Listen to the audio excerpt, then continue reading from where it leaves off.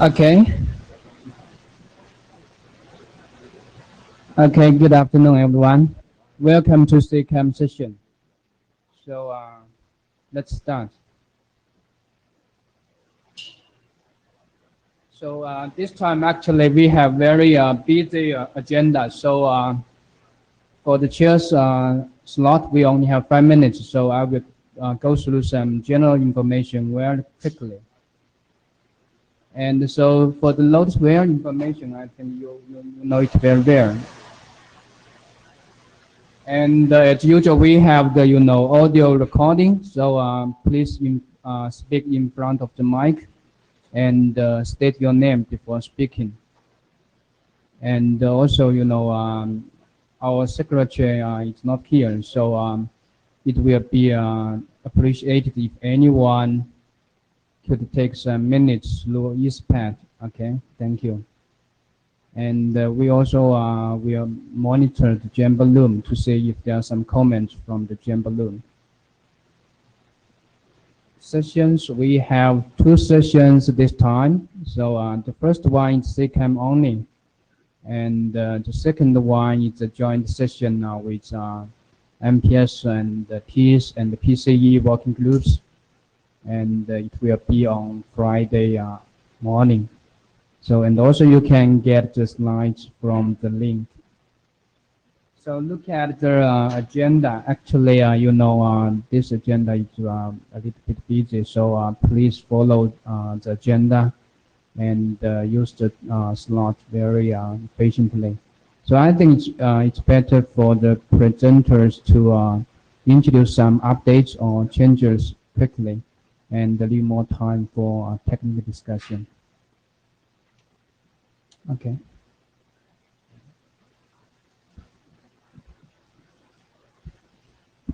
Yes, let's quickly go through a short update of the status of the working group.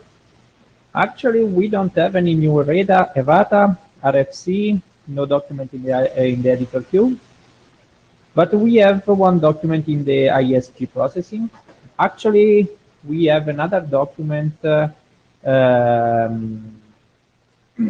which was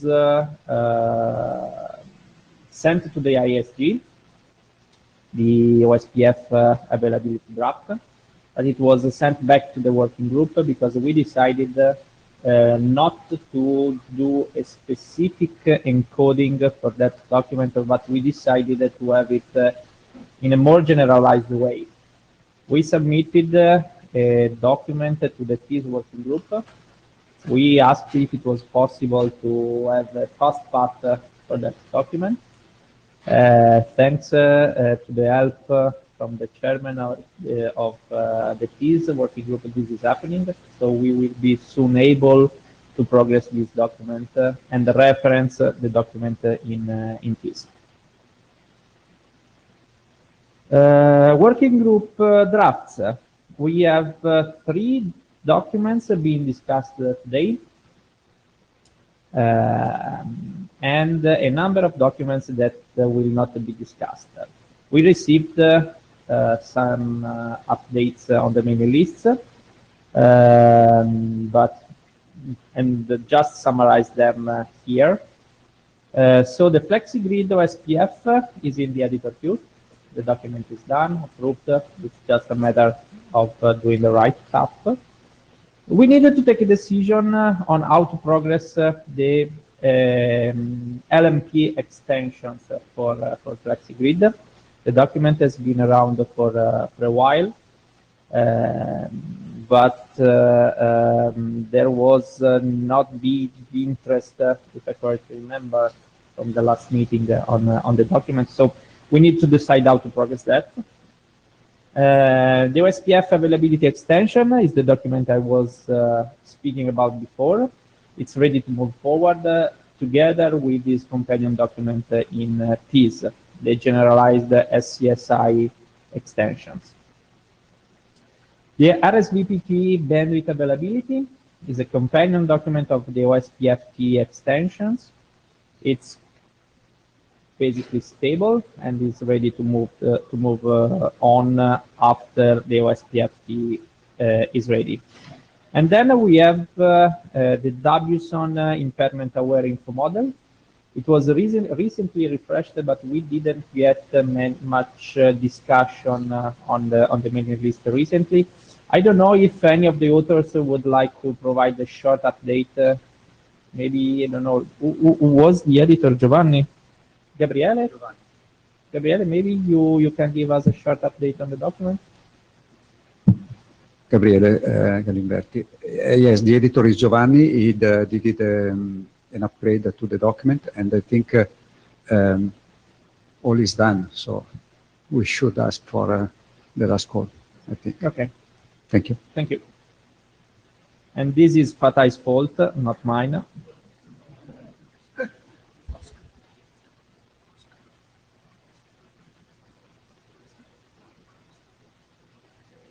Okay, Rudiger, your turn.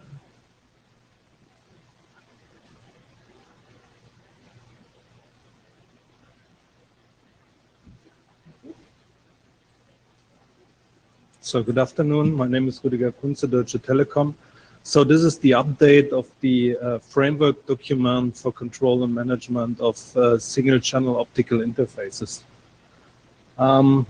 I think motivation is quite clear. We presented this document many times here at Ccamp. So first of all, what we want to achieve is interoperability. And for that kind of things, we need to exchange and define a common set of parameters that we can use in that case. The second topic that we want to address here is a better interworking between the layers. So that means that the optical and the transport layer could be work more efficient in a more efficient manner than today. So that we addressed here in this document, and the scope I presented many times as well is on requirements and use cases. We described a lot of things here, a lot of use cases, and this document should be as well a guidance draft for two other documents that are mentioned here on the slides that we are presenting later on. So if we look on this new version, 04, then we have the following things. So we updated the requirements section, addressed the comments of the chairs, and did a lot of rephrasing and error correction, and I deleted some text as well that is not really necessary and helpful. That's what we did, and we think that the document is quite stable, and we can go for working group last call. That's all from my side. Any question? I really liked the removed unnecessary text very much. Okay. And well, actually, I had a a review of the text. I have some minor comments that, in my opinion, can be addressed during the working group last call. Okay, I don't have any issue. Maybe let's see if does anyone have any concern with moving the document towards the last call? Okay, either everyone is sleeping or it's okay. Okay, we'll take this to the list. Thank you very much. Okay, thank you.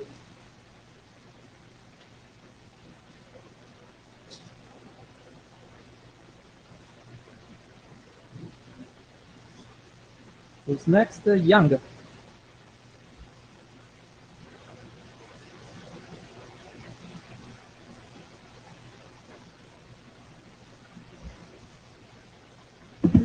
Hi, my name is Young Lee. I'm going to present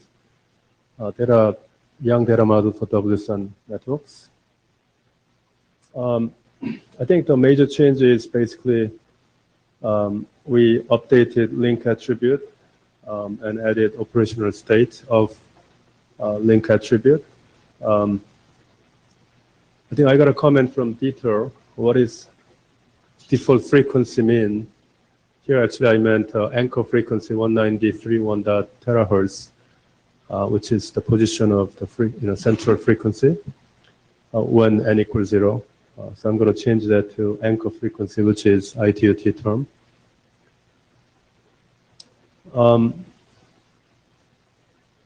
Yeah, and then we kind of clean up node attribute, pointing to the right augmentation, because the problem of this is augmentation model from T topology model, and then they kind of migrate themselves to augment from general topology model. So this time we up-to-date make up-to-dated augmentation reference, and then again added operational state for node attribute container. And then once we publish this, we passed the Pyang check, but later we are informed by young doctors that something failed, and then we noticed that connectivity matrix from topology model, they changed name to connectivity matrices, and then they have connectivity matrix. So I was told that we need to change to make sure that this passes Pyang test. So that's something that we are going to do on the next update. Hopefully, T topology will be stabilized, and then I think we are not going to have this kind of problem. Yeah, I think this is my last slide for WSUN young model. Do you have any question? I have one, which is, did you, I don't know if you followed the latest discussion on the relationship between the I2RS topology and the T topology? The fact that things could change now. Could a change in the relationship between the two models have impacts on this document, or not? I don't think so. I think we augment solely from topology model, T topology model. We don't have, if I remember correctly, from network model. So probably dependency may not be there, but I cannot, I have to look it up. Yeah. Dhruv from Huawei. Basically, the augment path changes from T topology, so we may have to just change the top augment path, not the rest of the model. Okay. Okay. This is a FlexGrid young model. I don't think we ever presented. We work on it for a while, but the main author, George, he doesn't come to IETF. He's a research guy. So he asked me to present FlexGrid optical network model.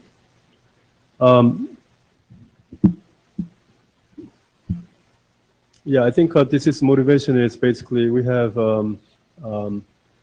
technology-specific model. This one addresses FlexGrid. We have a generic model, I2RS model, and Ccamp W-Sanyang model. And this one basically provide FlexGrid based on 7698. And it extends from existing generic Yang model. What that means is T topology model. There are two sub-models within the draft. One is about FlexGrid topology model, and the other one is a media channel model. The authors made a decision to separate into two Yang drafts on the next revision, because one is topology abstraction, the other one is tunnel model. So we don't want to put that into one draft. So it's going to be two separate models into two separate drafts. And both models are implemented in Yang 1.1.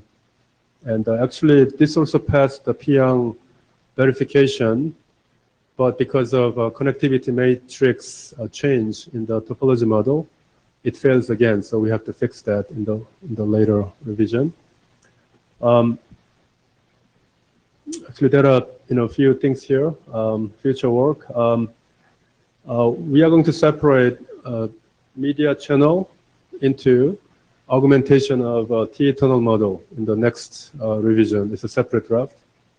And I think one of the comments from Dieter, I believe, he want to use application code instead of specific modulation type, correct? Yeah, so that is actually consistent with the Ccamp working group in JMPLS time too. So this is going to be fixed in the later revision. We recognize the problem. And there's one more, we are going to define single operational model attribute for optical channel transponders instead of, making complete list here. We're going to take similar to OpenConfig approach. And as I said, we're going to split into two drafts. And although this is first time we present, this is already version 5, and I know some of you have read. And I would ask for working group adoption because this is important extension because of importance of FlexGrid work. Yep. Dieter Beller, Nokia. I have a question for clarification. The draft defines a transponder and I think a sliceable transponder. For me, it's not clear what that means, what specifically what the sliceable transponder is. I think that's proprietary terms. We're going to take it out. Okay. Yeah, it's not IETF defined stuff. I think some European Union. This is actually outcome of European Union research, and they wanted to explore that with a particular vendor, I believe, but it's proprietary stuff. Yeah. I do script. I've read the draft. It's very interesting, but there's one thing I think we should clarify right at the beginning. Because FlexGrid is typically what you use for coherent transmission. You need a coherent transponder. However, there are no application codes for coherent transponders. So how do we want to solve the discrepancy between what is the purpose of the draft and how to reference it? Yes, I think we are going to provide application code for which IETF has defined within that confines. Anything beyond, I don't think we want to go that path. That's my comment. Maybe Kurt has a subsequent comment.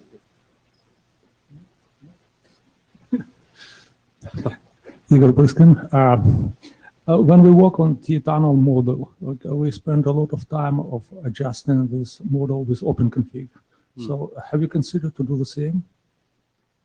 So for example, do you want to align your model with the OpenConfig WDM model? That has not been determined because nobody has looked at it, how to use a T-tunnel model. I recommend use OpenConfig T-tunnel model? I recommend to adjust. So the same adjust, thing, yeah. So basically, to see in the definitions and basically maybe incorporate them. Yeah. I don't suggest to augment it, but yeah. Right. What about T tunnel model also themselves within IETF? What is their position on your? We actually spent like last probably 2 or 3 meetings adjusting the model with OpenConfig model. Then we are going to augment your T tunnel model Tarab is working on. Yeah, but it's not WDM specific. It's a base. Yes, I understand. It's a basic, but you are talking about WDM part of OpenConfig. Yeah. Yeah, I think we are going to consult that for sure. So I suggest to do that. Okay. So coming back to the argument before, I think it was basically responding with, let's say, 2 divergent things. So the current ITU standards do not support application codes for anything which is beyond 10 gig direct detection and 50 or 100 gigahertz. So this one is future looking. It goes to FlexGrid. But you're saying, okay, we are using the application codes from here in order to do that. So what does that mean? No, that's not my point. Application code is specific, the product of ITOT. Yeah. So we said we're going to add application code. That means we are limited to whatever is defined. Which is 50 gigahertz and 100 gigahertz, but not FlexGrid. Yeah, so probably application code, the right place is WSON Young model than here. That can be done because we share the 2 draft. But this is not something that I can answer. This is beyond, this is not a technical thing that I can answer. I think maybe Deborah is here and it's a little bit more higher level, or working group chairs kind of, steer us as to how to do this because yeah, I'm not asking you in person. It's for the working group. We are just a young model guy. That's it. You're young Lee. I know you're a young model. Galimberti, following Igor comments, if we consider OpenConfig, we have also to consider also other kind of models like OpenROADM and whatever. Then it's unlimited, you're saying, right? Yes. Yeah, so I think, sure, I understand. The problem comes when they are orthogonal, getting aligned with it. Right. The temptation is becomes a problem. Yeah. That is, my question for Igor was why OpenConfig and not other models? But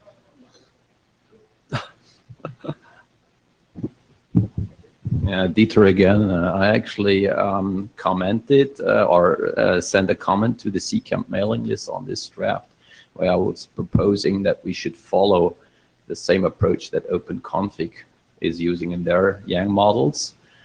Instead of defining a long list of transponder characteristics, I think they defined an operational mode. And this allows, and I think we have to respect that currently there is no interoperability possible for coherent transponders of 100 gig and beyond because of the missing data plane standards.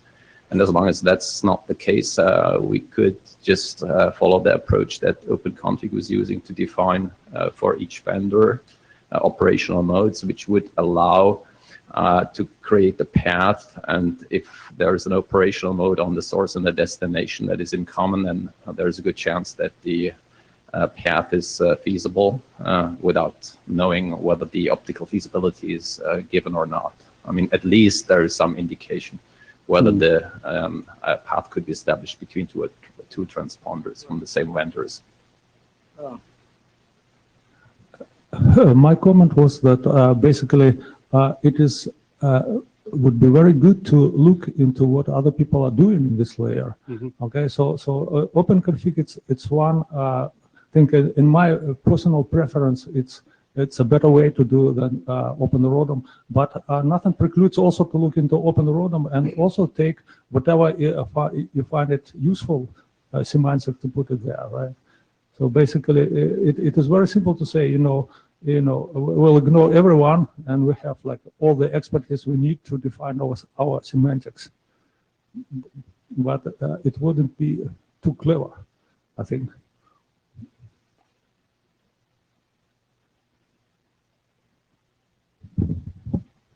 Deborah, speaking as AD.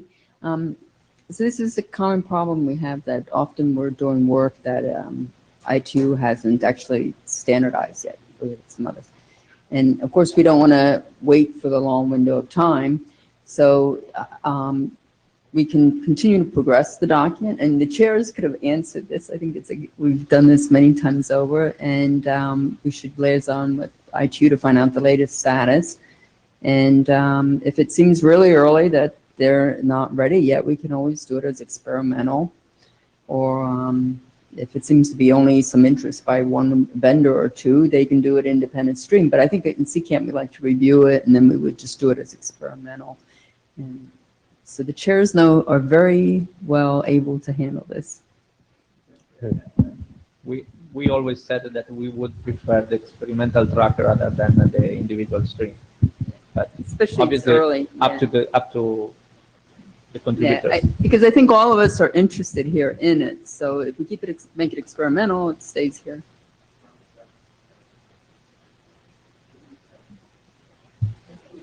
Okay, I have one final comment to the authors.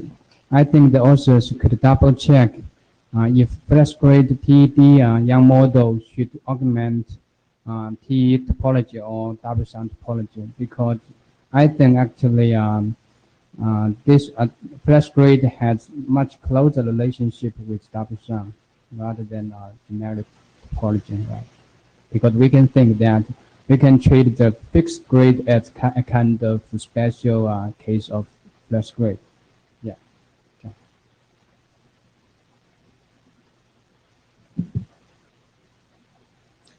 Hello everyone, I'm Amy from Huawei. So for the next two presentation, I will give an update on two drafts. One is the framework for management and control of microwave and also millimeter wave interface parameters. So here's our author list, our non-list.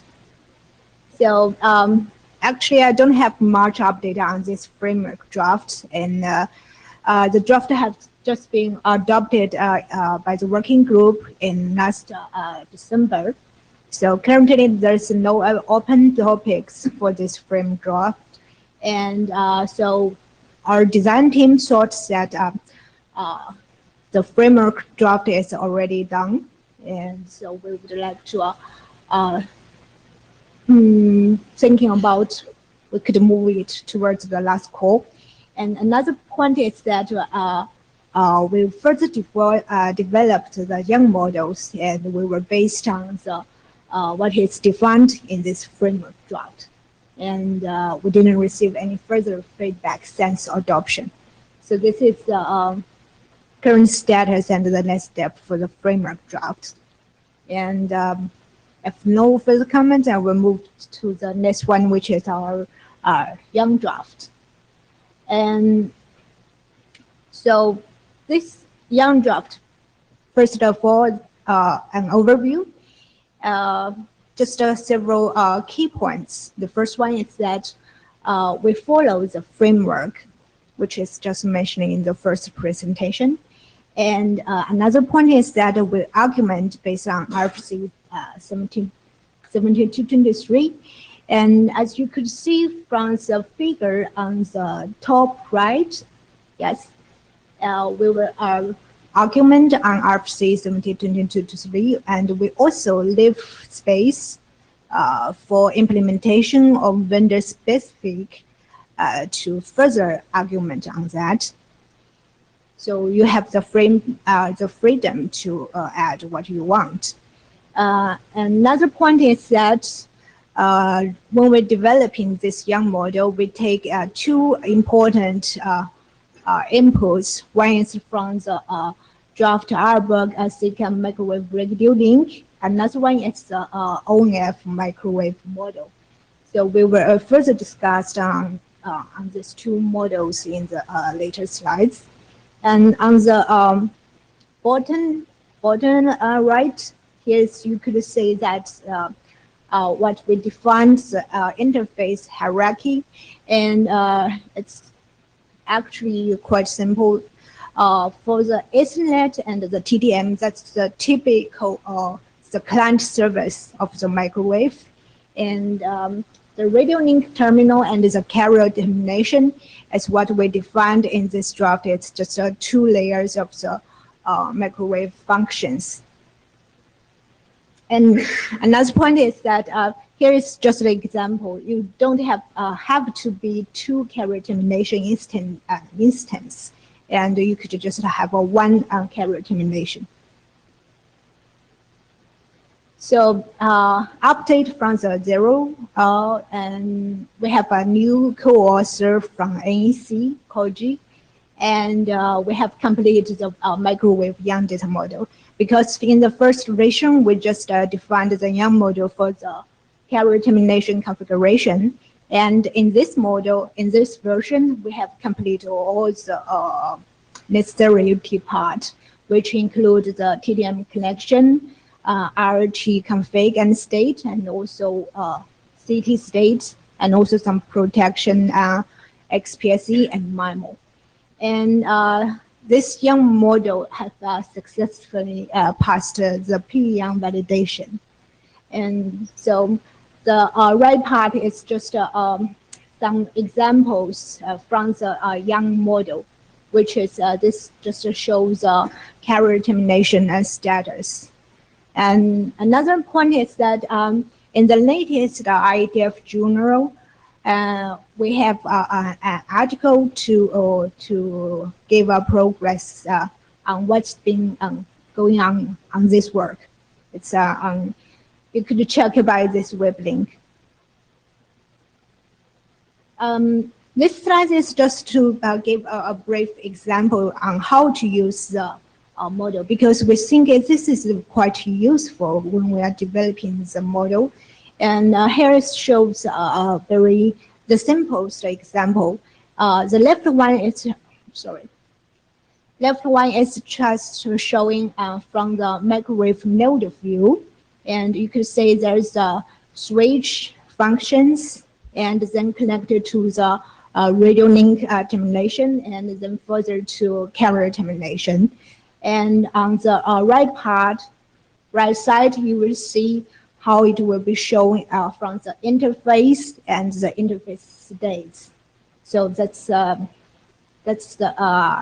below the slide that shows the attributes value for each relative attributes. For example, the Ethernet interface, the only relevant to this is the low layer interface, which is linked to the RTA.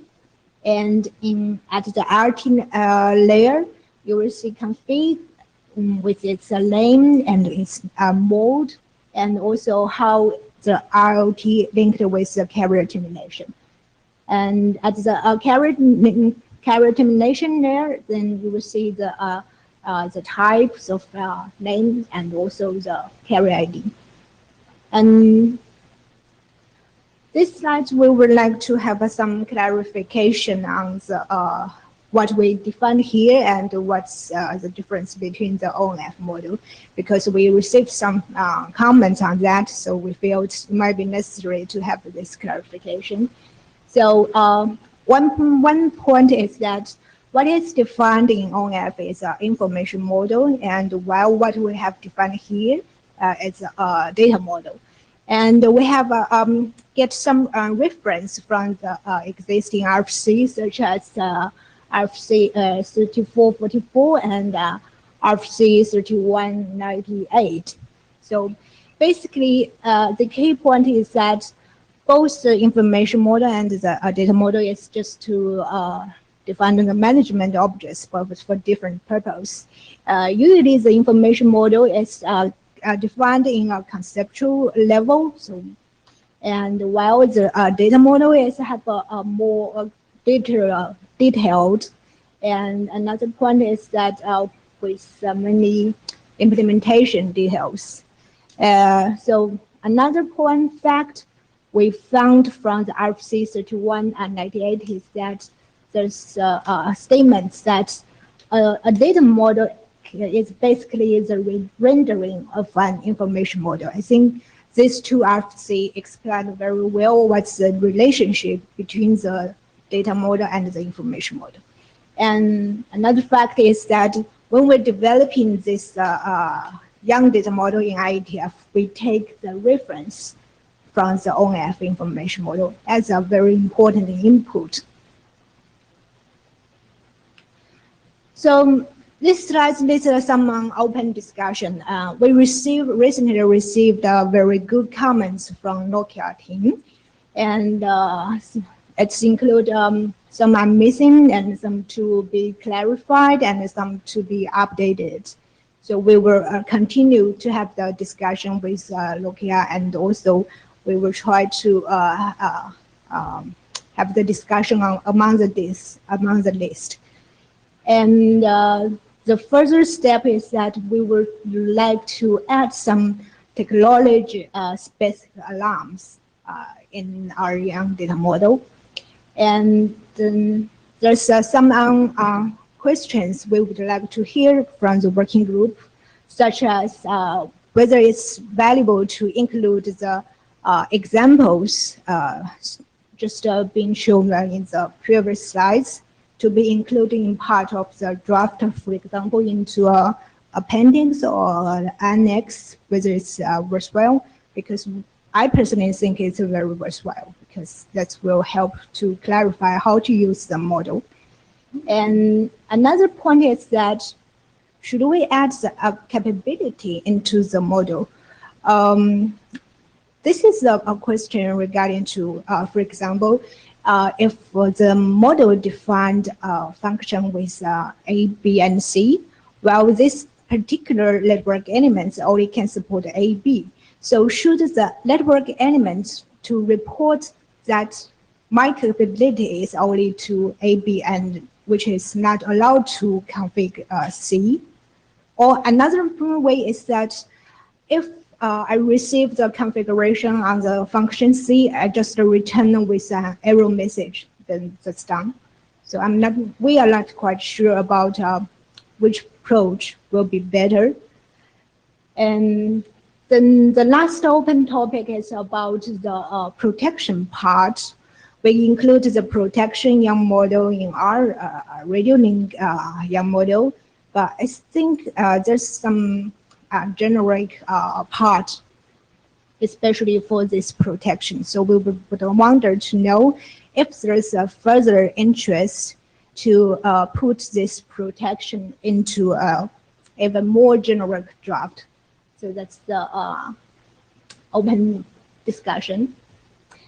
And for next step, we would like to resolve the comments and also on those open discussions. And while we are resolve these comments and questions, I think we are thinking that it will be better to ask for a working group adoption. And last point is that we will have a side discussion this week, and anyone who is interested, please welcome to join our discussion. Thank you.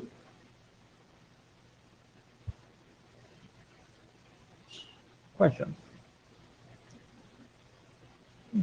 Good.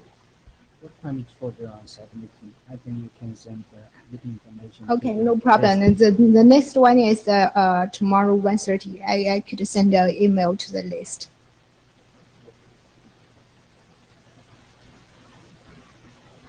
So, actually, when we adopted the framework document, we received a lot of requests to consider the work being done in ONF, and the design team did a great job, particularly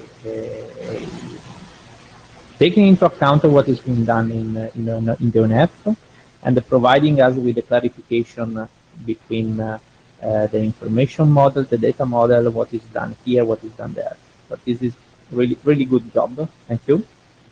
I think we could try to sense the temperature, see if the working group is interested in using this document as the starting point for the working group work. So, first of all, how many of you have read the draft?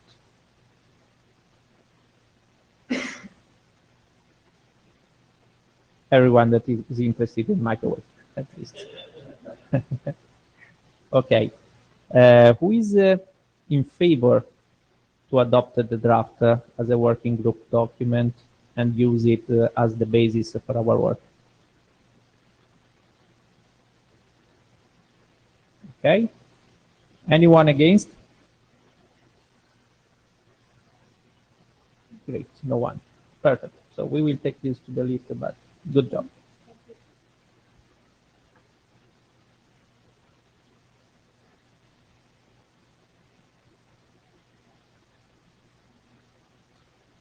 Italo.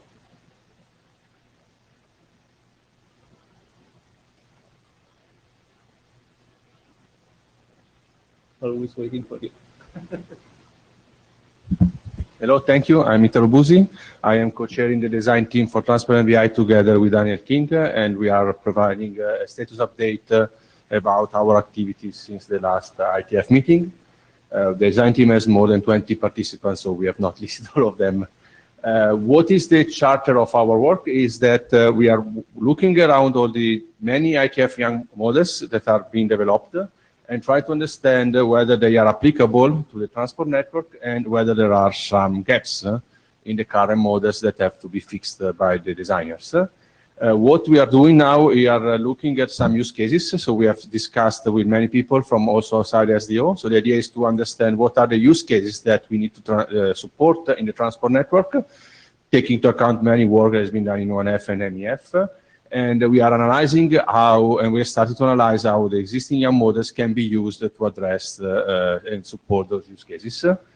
The working method, the way we work, we have a design team mailing list where we exchange the discussion and ideas. We have a weekly conference calls every Wednesday at 3 p.m. European time. Sometimes we skip based on the content. And we have a GitHub area where we track documents, input material, minutes, and open issues. What we have done so far, we have published a document, a use case document, revision number 1, which is covering the description of one use case with a single domain and single layer. We look at how we have developed an example of a reference network of this type and how this network can be controlled, and which type of, we have assumed some topology abstraction, for example, that for a single network, the PNC can provide all the details to the MDSC. And we have started to describe a few services that this network can provide. For example, the ODU transit, so an ODU that is starting and ending outside of our network and has to cross our network, or EPL or other client OTN client services. We have many clients defined for OTN like STMN, Fiber Channel, and InfiniBand. We want to see how they can be supported. And what we need to do, we have many works to do on this draft, more use cases like EVPL, EVP3, EVP LAN, virtual network services. We want to discuss something about the multi-layer access, multi-function access links when we have a link which can be configured as a 10 gigabit Ethernet link, STM64 or OTN, depending on the service configuration. And we have other use cases when we want to see single domain, multi-layer, multi-domain, single layer, and multi-domain, multi-layer. We have got input for all of them, and we have to describe all of them, and we have to prioritize a bit since it's a huge number of cases that we have to consider. We started also to do some analysis. The analysis just started, so we have no any drafts ready for submission so far. And we have analyzed how the audio transit service can be implemented in the use case number 1.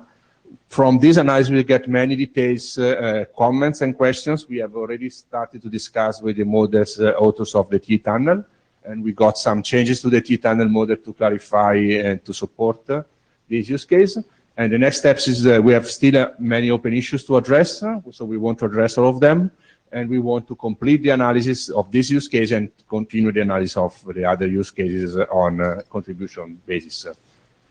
And okay, this is a quick overview. What is use case number 1? We have a network, a transport network, which is providing interconnection for different routers.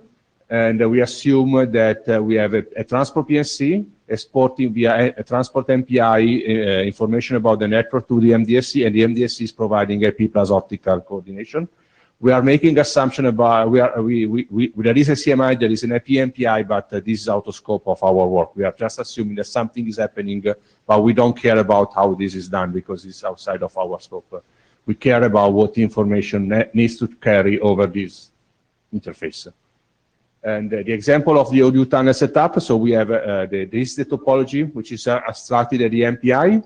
And in order to have an ODU that's starting from router number 1, goes to router number 3, and transit the network from these ingress and egress points, we need to create a T-tunnel with the first 0 element pointing to this RTP, and the last 0 elements pointing to this RTP, and that will be a segment of an end-to-end tunnel. So we have analyzed in details all the attributes that need to be set up. These slides, I will go very quickly, is describing all the elements that needs to be provided and some questions that we got. And we have a set of open issues that we need to discuss. Some have been already addressed, but these ones are still pending. So when we look at the hero element, how much time do I have? -1. -1. Okay, so we have some, in the tunnel model, the hero is saying router ID interface ID. In the T topology, we don't have router ID interface ID, so how do we get this information? We have an assumption. The router ID is the T node ID, and the interface ID is the TTP ID, but we have to validate that with the authors of the Q drafts. We have some discussion about how do we configure the ODU2 time slots on the access link. So whether it is selected by the MDSC, whether there is some negotiation, there is some suggested label coming up from the PNC, and this is still discussion ongoing. Then that's also the possibility to have some suggested label, and negotiation depends on the RESTConf operations. When you create a tunnel and you get an answer, is the tunnel okay? Is the tunnel already set up, or is just your request is accepted? And then how do you know if the tunnel has been set up or not? We have also some discussion to be done about the other draft on the transport control not young, whether it is applicable to our use cases or not, depends also on the applicability on CMI and MPI. We need to talk with the authors of this draft. And as you have seen, when we start documenting how the model is used, we can use a PowerPoint, which is easy to write, but is much more difficult to put in an inter-draft. We can do in text, but text is complex to write all the indent. So we would like to see some tools to help us and this ongoing discussion on how to do that. And then we have some issue about the scope that we got a question whether we have to analyze in terms of analysis so other SDO YAM models. Our current assumption is that the use cases that we work through should be the superset of all the use cases from all the SDOs. But the analysis should be focused on the IETF YAM model, since we are in IETF. And of course, our document is open, so we appreciate if other SDO can take our use cases and analyze their own YAM models, how they support the superset of the use cases that we have. And then where to document the analysis. So the idea now is to have a different draft for analysis and to split the use case, which is independent from the model, from the analysis that is saying how the model is addressing the use cases. And we have got a question about the technology-specific augmentation, and we have seen some individual drafts of OTN augmentation. We plan to consider them in our work. That's all. Comment? Iftikhar and Finera, quick question on the like E-line services, like use case. Mm-hmm. So in that case, you would be talking about, like, for example, Ethernet services over MPLS over OTN, or what is the OTN? Oh, yeah. So Ethernet over OTN. Yeah, yeah. So like ELAN service, how would you do that? Yeah, that we discussed. Yes, there is an architecture to support ELAN over OTN. Yeah, we will discuss that. Yeah. Okay. Yeah. Yeah, data plane architecture. We assume the IQT data plane architecture. It's yeah. So I think I wrote also on an email on the Explorer about the usage of layering. So maybe you can just go back to the picture with the ROADM over there. That one, yeah. So I think there was some, let's say, loose wording, at least on the email, about layers. So for example, if you look at this, where is the transponder? The next picture seems to assume that the transponder is in that rectangle boxes in the middle, right? The previous picture Well, didn't say the anything. assumption here is that all these are ODU cross-connect, electrical cross-connect, switching traffic at the ODU layer. And this is then the adjacency at the ODU layer. And we don't see in our use case, in this use case, which is single layer, we don't want to control the layer 0, which is below the layer 1. Which is fair. Again, if you go back to the previous one, so there's a kind of a mixture of saying, okay, what do you really define in your use case as to be a layer? Is it a kind of what previously has been loosely said to be a control layer? So you have a GMPLS, say TDM or ODU. Is this your layer you're really caring about, or do you really go let's say on ITU layers and have a controller for each individual ITU layer? So there's absolutely no clarity about what exactly you're really addressing here. In this use case, we say there is a single layer ODU. There is just switching, ODU switching, no multiplexing, and no. That's perfect, but you know that there are several ODUs. Each of the ODUs is a different layer. So are you telling? No, okay, yeah, I see what you mean. You want to say whether we have a topology. I think the assumption is to have a single topology, but we can discuss that. But that's okay, yeah, okay, I see your point. So you need to get the terminology there right. Okay, that's okay. Hi, Lou Berger. You're using the transport MPI as the reference for this, is that correct? Yes, this one, yeah. Okay, so where you're getting your requirements, because I heard you talking about that there's a mismatch in some models versus the requirements. So where you're getting your requirements? You said that you needed, I think you said node ID plus something else. Oh, yeah. No, this is about here. When you want to set up the tunnel here, you need to identify this point. And if you look at the hero... Where are you deriving your requirements? Are you running from other, you said you've looked at other Yes, SDOs we look at all the use cases and we say, well, we have a use case where we have an ODU network, which is providing the ODU starting, we have an end-to-end ODU from router 1 to router 3, which has to cross our network. So the end-to-end ODU is clearly seen by the MDSC because the MDSC controls everything. But on this interface, what you need to ask is an ODU segment that is entering the network from this point and leaving the network from this point. So there's different ways to model this, and the work that's going on in ACTN or in TEAS hasn't quite gotten to the same level of detail that you are, right? And I'll get there in a second.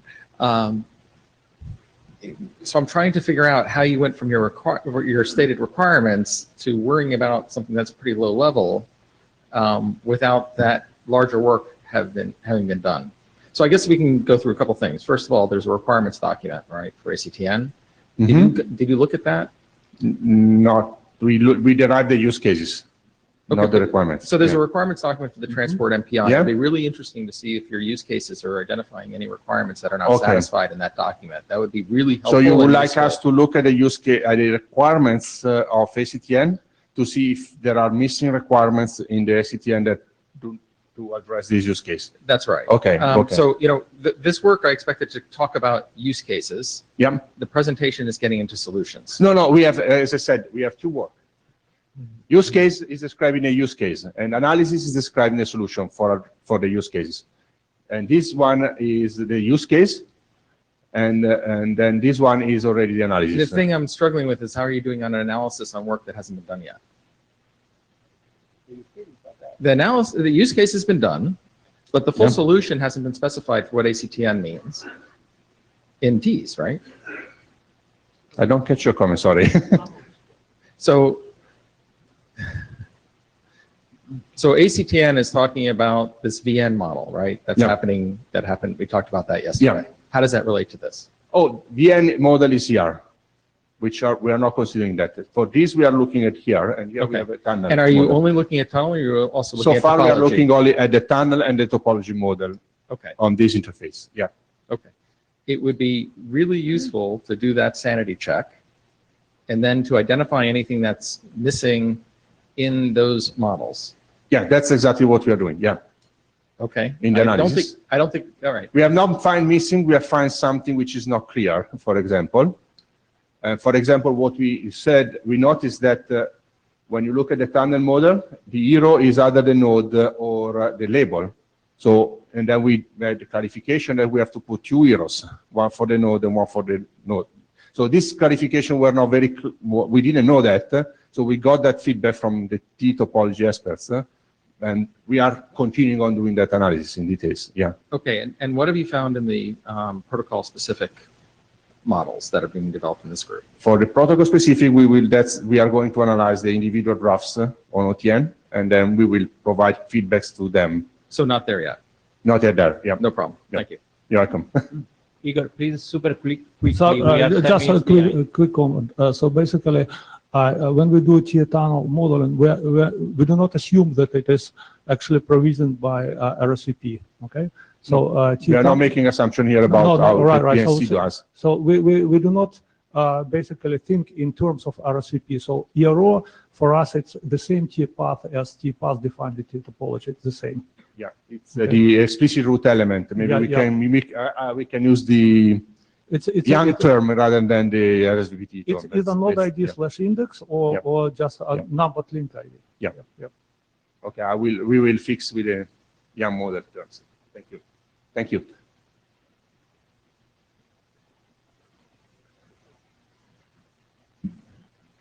Good morning. This is Gabriele Galimberti speaking and presenting the LMP draft on behalf of the author. First of all, I should apologize with Dieter because I didn't update the company name. And second, because Dieter actually is not taking part of the Flex interface LMP work. And I will fix the document.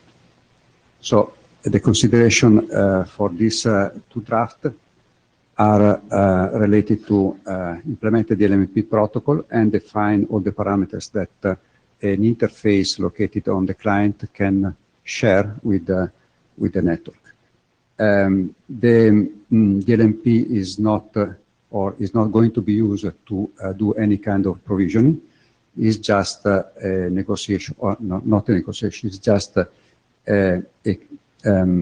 declaration of the interface characteristics.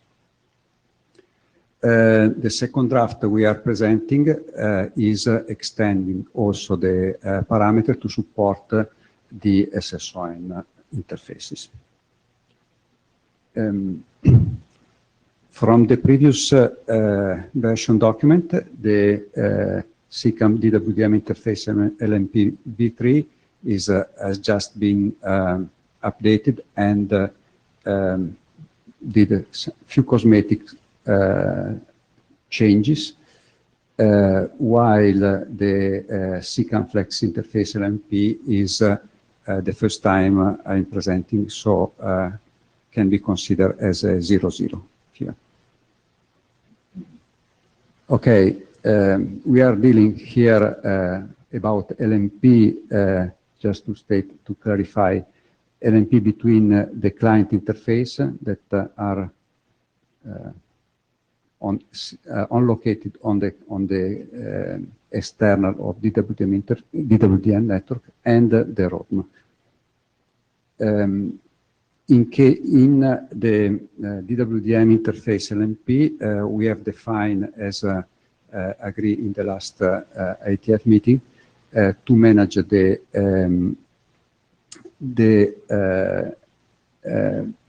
application code only, as per I2T recommendation, plus the output power and the current input power. These are all the parameters that are enough to, let's say, tell the network what kind of interface we have. In SSON extension, we have a bunch of parameters. For sake of time, I think, I don't comment all those parameters, but I suggest or I ask you to look at the draft. that is an experimental draft, is not normative, and give us feedbacks. So next step for the DWDN interface, I think could be ready to become a working group document as is consolidating, and also in the last IETF we got good feedback, but not negative feedback. For the FlexGrid interface, I think we expect to have a lot of feedbacks because it is brand new. Thanks a lot.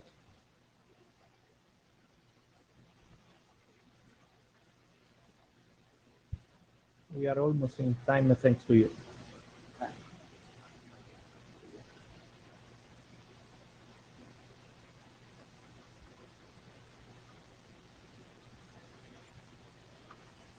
We will now skip slots 7, 8, and 9. They are in the agenda, but they will be discussed in the joint young session. We will move to slot number 10 with the IETF.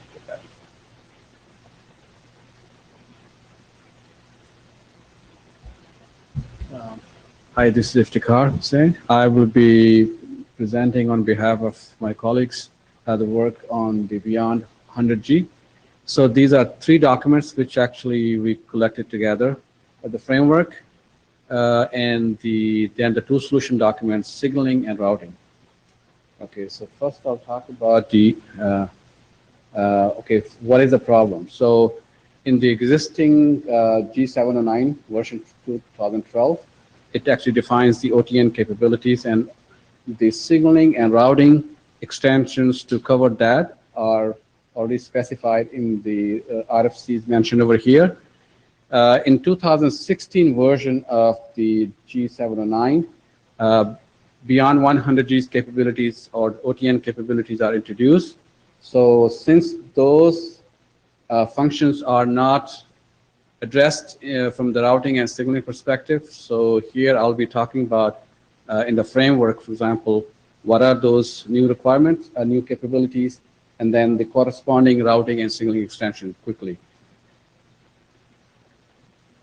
Okay, so the framework. So there we actually have published a framework document listed in the reference over here.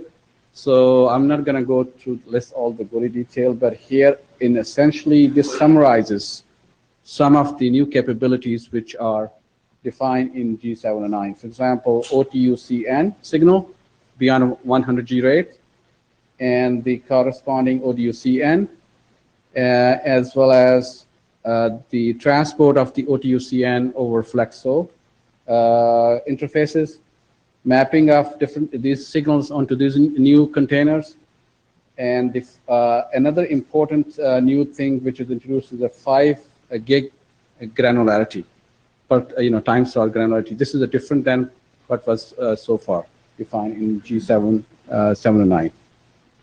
And so there's maybe more items here, but I think if you have more detail, you can refer to the framework document. So they're captured there, and then also the actual source, G709. Okay. So, okay, so in the framework document, we also list some of the use cases. If you remember in the last IETF, actually, I think if you got, remember, so some of the use, I think was presented there. So this actually extends some of the use case list. We'd like to actually folks to take a look and give a comment if there's something is missing. So it actually talks about mix of different OTU links, the traditional OTU links, and also there's a multi-hub concept. Okay, it's covered all those cases. And based on those use cases, we think the solution needs to be address all those use cases when the solution comes up. Please take a look. If you see some use cases incorrect, give us a feedback, or something is, you need to add more use cases, let us know. Okay. So then another one is based on the use cases. Actually, we identify what does it mean, what solution we need to look for. So Some of the things, for example, is from the routing perspective, we need to be able to advertise the encoding type, the switching and the termination and multiplexing capabilities for these new links, because eventually these links are going to be going to the TET topology database, and then you need to make a path computation. And then from the signaling perspective, also the different signal types, granularity, TPN allocation, and then basically also the reduced rate links. So all those functionality, the signaling solution should be able to address. Okay, keeping all these implications or the requirements, solution requirements in mind, I'll just briefly go over some of the signaling and routing extension, what we're proposing here. Okay, so summary of the routing extension. So as we just mentioned that we need to extend the routing OSPF traffic engineering capabilities. So here, for example, we summarize as captured in bullet number 2. Then we need to extend, for example, SC switching capability specific information field, and also the ISCD. Okay, this message. So here it's providing a summary as far as the ISCD format is concerned. We just defining, this solution is defining a new encoding type, just reusing the existing capability as there's no need for changing that. Okay. Sorry to interrupt you, but we are really short in time. Could you please focus on the framework part, and then we start the discussion on encoding. Okay, fine. So I think the framework I'm covered. I'm just going to quickly flash through this one then. So here is the solution. I'm not going to talk about it, but this is the extension. People can look in the draft. And similarly for the signaling, there's a solution proposed, and then short of time, I'm not going to talk here. So I'm going to jump to the last one. So if there are any comments, please. Yeah, Dieter Nokia. I have a question for clarification. Are you assuming that the ODU-CN is a switchable sublayer? No. Okay. Actually, so I didn't get a chance. Actually, so that's one of the things you need to actually indicate. This is a non-switchable. So it's an aggregation sublayer, right? It is actually sort of actually a section layer. Okay. Yeah. So actually, I didn't actually. Maybe I can just since you asked the question. So you see this field, T and S field. So what we're saying is T field must be set to 1 to indicate terminated, and then S must be set to 0 to say non-switchable. So there's some examples shown in the draft and also in the slide. We actually show some different example how these TLV will be used for different different multiplexing cases. But short of time, I'm not going over it. Also in the draft, they are covered. John Sadler, a couple of comments. With respect to it not being a switching layer, it's not clear what the need for a signal type assignment is. We don't have a signal type assignment for the MS layer and SDH, so it's not clear the need here. I'd like to see that developed further in the framework draft. I do think there are some use cases for it, but anyway, some development there would be good. Second is there is a restriction on the number of TPNs allowed per link. I'm not seeing that strongly talked about in the draft either. It's not 20, which is what we have in the equivalent in the regular G709 work. It's 10. So you can't put as many links as you have tributary slots, or signals as you have tributary slots. Third is the OTU-CN work. Flexo work in ITU hasn't been published yet. It's still work in progress. So we need to coordinate, make certain we don't get ahead of their activities there. Yes. I agree it's work that needs to be discussed here, but it might be good to actually separate the extensions for that just so we can get the CN work out first, the ODU CN work. I think it's point well. Actually, in the framework, you're right. In the framework document, we are saying it's TBD under discussion. But I think it's something in a use case we need to actually identify, because this is reuse of like electrical interfaces which are existing. So you can reuse those interfaces, for example, for the OTU-CN for short reach, right? Right. Understood. So yes. So I'll send my comments to the list. Please send your comments to the list, and we'll try to address those. Yeah. It is good. I basically voiced my comments already on the list. So I find the framework draft very well written. There's only one use case I kind of still missing, because there was a lot of work here related to protection switching on the data plane and just according to signaling and everything. I think that would be worth to be added as well. Okay. So, because there are other implications based on the new layering structure. If you could please send your comments on the list also. I did already, but probably that kind Okay. of got slipped. Okay, okay. We'll make sure that we look at it and see.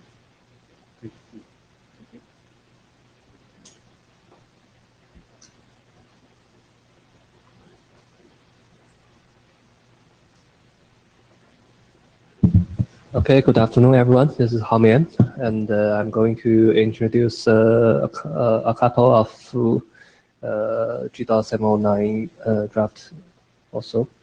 So basically, we will have one framework draft and one signaling extension work. Actually, the other routing extension work is also ready, but it's not on the agenda this time. So I will try to also incorporate some of the content in this presentation. So here are some of the overview of these three drafts. Actually, the drafts are based on the IETF definition of the ODOCN and the edition 5 of G.709 consider about the beyond 100 giga data plane, and we assume that the corresponding control plane work need to be addressed in the Ccamp working group. And in the draft, we took a brief review of what is going on for G.709 with 5, and including how this client signal is mapped into ODOCN and what is the new features of that. So after some analysis, so we try to figure out the implications of the GMPRS signaling and routing that need to be extend, and we try to give the corresponding description of the protocol extension. So in the version 5 of the G.709, the new things including one new signal type, that is the ODOCN, and there is also a separate named as ODOCN-M, which is not integral time of the 100 giga. And another new issue is new tributary slot granularity has been defined as 5 giga, and for ODOCN, the number of tributary slot is always 20 multiplied by n. So in the G.709 version 5, it is also described on how the ODOCN will is work together with ODOK. So usually the client signal will be firstly multiplexed to the ODOK and then carried by the ODOCN or OTOCN. So it is not a switching for the OTOCN layer, and it will always go to the ODOK first. So by analyzing this kind of features, we try to address this kind of signaling implications. The first, there are totally 5 issues we need to address in the signaling extension. The first one is to support the new signal type ODOCN. We will add a new signal type. And the second one is to support the new tributary slot granularity, which is 5 giga. And we will also add one more section for this granularity. The third one is we need to support of the RSP setup for the ODOCN containers, and we are going to extend the generalized label to support this. And we will also extend the TPN allocation together with the supporting of the ODOCN-M. And for the routing implementation, so we also need to extend the RSCD to describe how to express the link multiplexing and how to advertise the 5 giga tributary slot granularity, and also how to advertise the separate OTOCN-M. So what we are trying to give an open discussion here is, I think we need to first confirm with all the experts here about the scope, because we notice there are some ongoing works, including some Flex-O and Flex Ethernet, some kind of this work which are highly related with ODOCM. And we need to confirm whether this kind of Flex-O and Flex Ethernet is in the scope or out of scope of this draft, because both of these are part of the G.709, but we can address this kind of work separately in separate drafts. And the second issue is about the subrate. The OTOCNM is a kind of appendix, so which can be included or should be excluded in the draft. And for the use case, we will try to add more informative use case according to the decision of the previous scope discussion. So yeah, there is other works just presented by IFTICA, and we are trying to coordinate and work together with other draft and try to converge as soon as possible.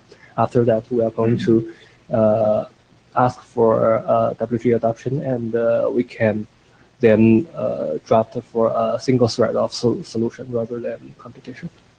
So that is all of the presentation. Comments? I guess most of the comments the previous presentation also apply to this one. For example, the open question on Flex-O, the fact that it needs to be out of the scope of this document. I think we all agree with that. I would suggest also to keep the Flex Ethernet outside the scope of this document and address it maybe in other documents. Yeah, I think the Flex-E can be divided into Flex-E over Audio-K and Flex-E over Audio-CM. So Audio-CM may be related with this one. We can mention it a little bit, but we might need to work out the solution here.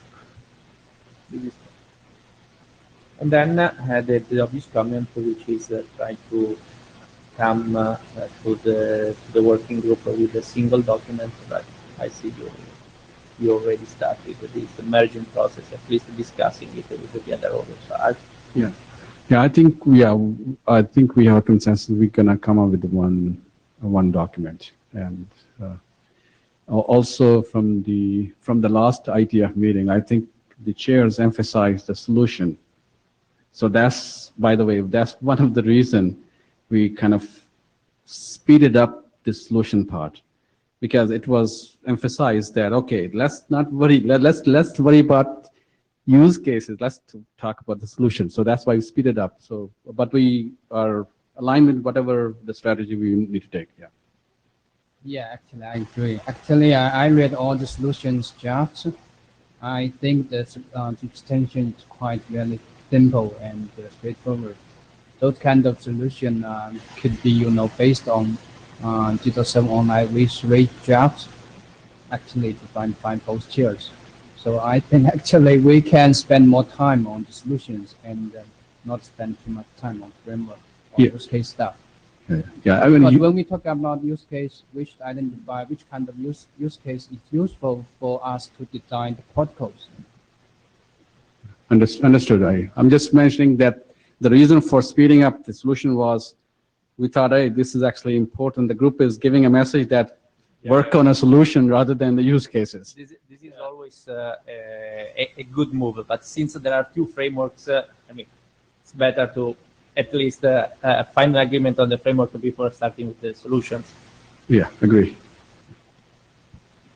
Thank you. Next, please. Gabriele.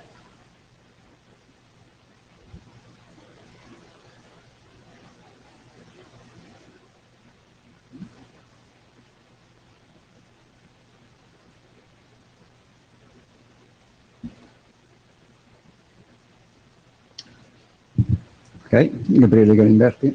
and I'm presenting another experimental proposal we have done in collaboration with a research center in Trento University.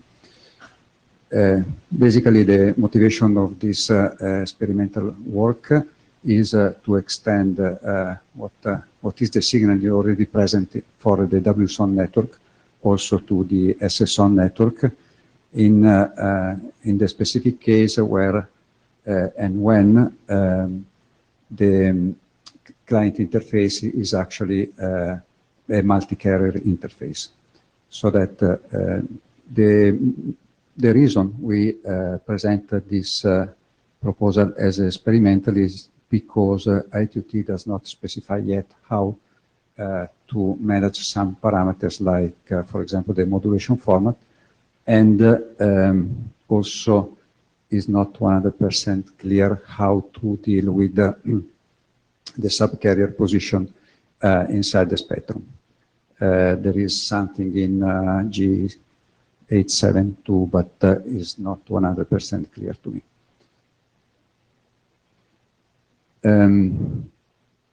We refer also the existing RFC for the SSON, so the 7698, where there is a definition of a media channel and also the OTSI that can be associated to the subcarrier. And also this work can extend the signaling and the 7698 and 7792. The scope, let's say, the reason we want to have this extension is because between the client interface that are located in a router, OTN switch or whatever, and the roaming port, we might have a single channel or let's say a media channel that is populated with multiple carriers. How we can signal those carriers around the network can be is needed. Number one, to coordinate the two endpoints, and number two also is needed by the ROADM to understand where the frequency of the subcarrier are positioned and control the power via OTDR, via optical channel monitoring.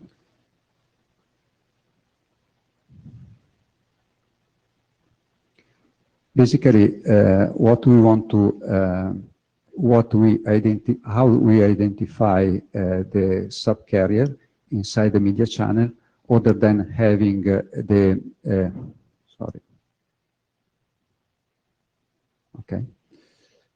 other than having the value of n and the grid and the media channel identifier, we added two other parameters related to the position of the single carrier compared to the central frequency of the media channel.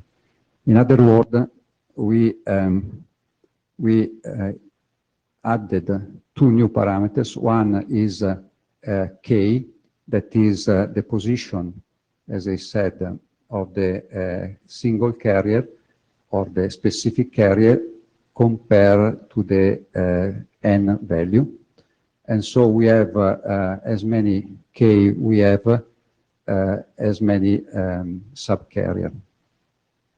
The granularity of K can be defined either as default value, for example, 0.1 gigahertz, or can be defined as J parameters that can have granularity at more or less 0.01 gigahertz. So that during the signaling, we have the N value, the M value, which give us the media channel width, and a number of K identifying inside the media channel all the subcarrier. Next step is, of course, to have feedbacks on that. because now the SSON technology is becoming ready, and so some implementation are going to be deployed. Thanks a lot.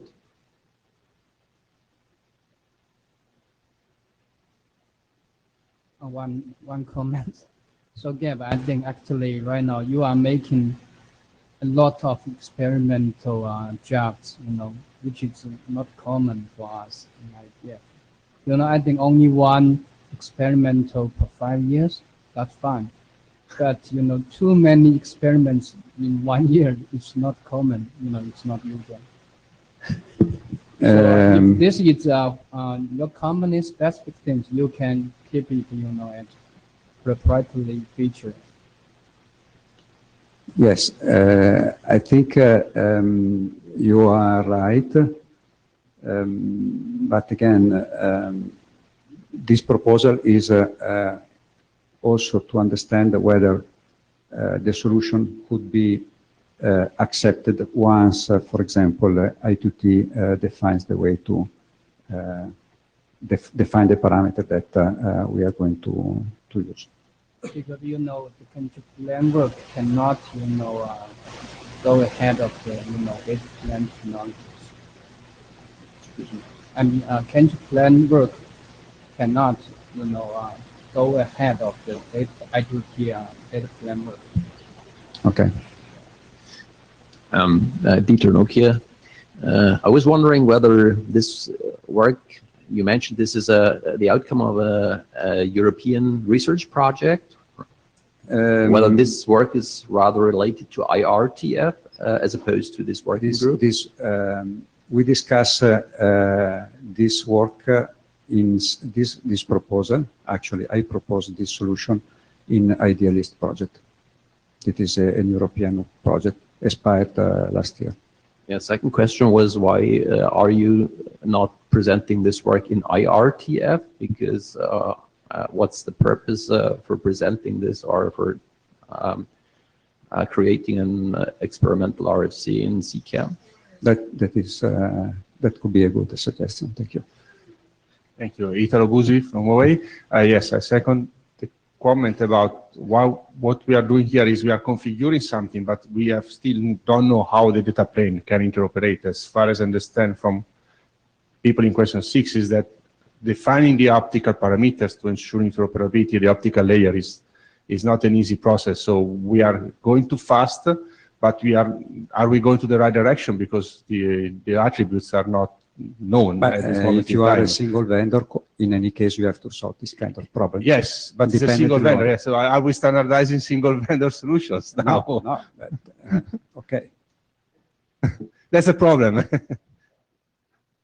of writing an RFC for something which is not interoperable. If I don't interoperate in the data plane, why I want to see something? To me, the interoperation of the data plane is a matter of doing tests together, and there are some activity on this in this direction. So, okay, you have to be specific what you want to make interoperable, but it's not unfeasible, and we have some experiment done. Right. Yes, it's probably the experiment is not commercial. Yes, they are the experiment. Interoperability is much more than just trying. They are experiment now, but they will go in production. Okay.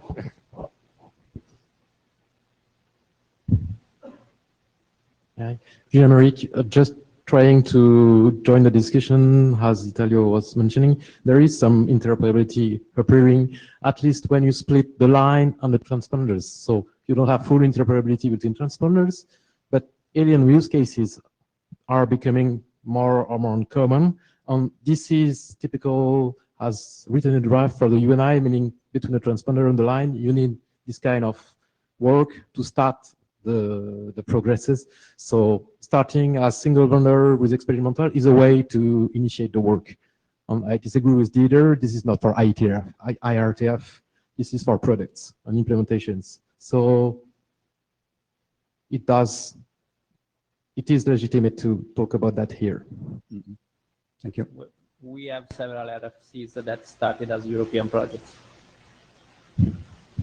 Okay. And not at the Ccamp.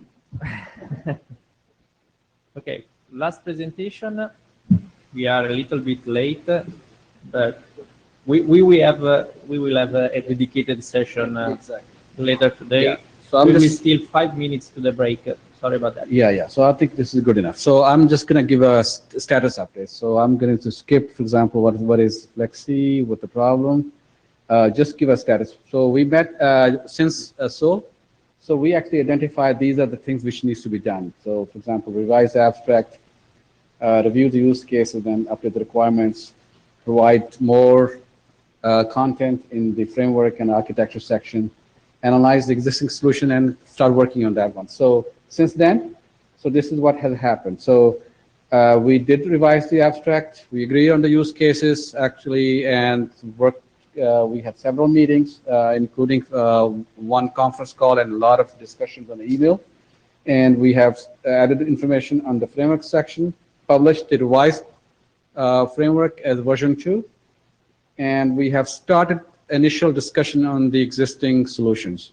And then, so that's where we are. So we are following what's happening in other SDOs, and then what are like new use cases, like, as we discussed, are coming up. We're keeping an eye on those. And what are the next steps? So the next step is really to start focusing on the solution, and by the next IETF, hopefully come up with the routing and signaling solution, converged consensus solution, and complete the architecture, framework document, and start maybe discussing on the Yang models, and get a feedback. Any questions, comments? So there's going to be a separate discussion later on. Yeah. Thanks a lot for being so quick. As we sent an announcement on the mailing list saying that tonight there will be a side meeting dedicated to Flexi. You are all more than welcome to join it. I just want to make one comment regarding the draft that was presented here. I think there are still a few flaws. We can take that offline, but I would like to mention that here, that there's still some technical stuff in the document which is not 100% correct. So do you mean the Flexi framework doc? Okay. So please send us a comment. So we did try to take care of the one you sent last time. But if something is still missing, we will definitely like to address it. Okay, perfect. So for those interested in Flexi, we'll meet later today. For the rest of you interested in Yang, we're going to meet on Friday together with MPLS, PC, and TIS. And for the others, let's see in Prague. Yes. It's on the list. Zurich B. Thank you. Where's Blue Sheet?